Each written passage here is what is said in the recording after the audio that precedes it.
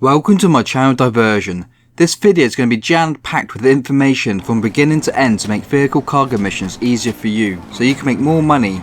In my opinion, import-export is one of the best ways to make money on GTA 5 online, and you get to drive supercars, a big yes. Okay, so we have just bought the CEO office, and now want to buy vehicle cargo warehouse. My favourite is the La Mesa warehouse. Normally this will set you back $1.5 million, but this week it's on a deal for $1,050,000. I instantly source a car. Now the missions are random. For this mission you got to kill people guarding the car and then steal it and drive it back to the warehouse. The top tip here is when you steal the car, get your snacks ready by going to your interaction menu, because a lot of these missions you're going to get people in their car shooting you, and it'll save your life at times, as well as saving time by taking your snacks when your life is low. You can collect snacks for free at your CEO office by going to your secretary. The other kind of missions are where the police are after you. Well, the trick here is that you can phone Lester to remove the wanted level. Then you can drive your car in peace. That's until the NPCs think it's funny to smash into your car on purpose. Yep, we all know how that feels. I also have the CEO office as my spawn location when I'm doing import-export. The reason for that is because there are two kinds of imports that I don't enjoy doing. I don't enjoy doing the cargo bob import. So when the secretary mentions the cargo bob mission, I instantly just leave the import and start a new session where I spawn back to the CEO office. I find it's too time consuming.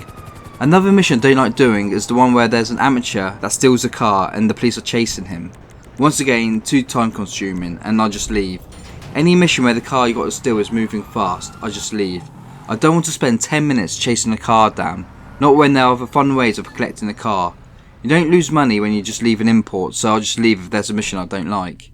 Now after you source a vehicle, there's a small cooldown for about 2.5 minutes before you can source another vehicle.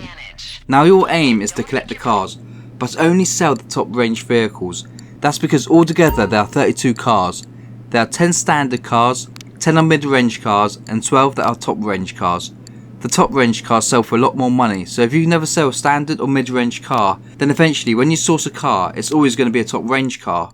So I'm selling each top range car for $200,000, making about $150,000 profit on each car. That's when you deduct the $40,000 on getting it custom made, and losing I'll say $10,000 or less on import and export damage to the cars. I don't spend a lot of time customizing the cars that I'm selling, so I just click on whatever is quickest to sell. Now here's some top tips on selling the car.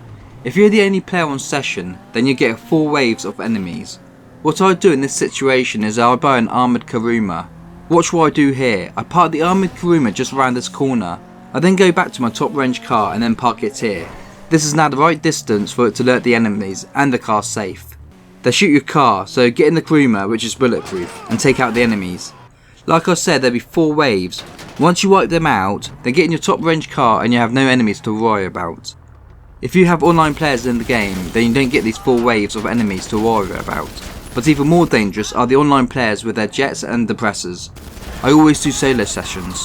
What you can do is get in a solo session, which if you're a PS4 player, then I do this by doing the MTU settings, which I'll make a video on.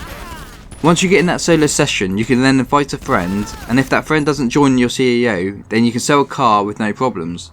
After you sell a vehicle, you have a 20-minute cooldown. But if you have buddies helping you sell, then it's an extra 10 minutes for each multiple car you sell. I hope this video helped you, and if you enjoyed, then please give it a like. Please subscribe if you want to see more useful tips on GTA 5 online videos. Thank you for watching.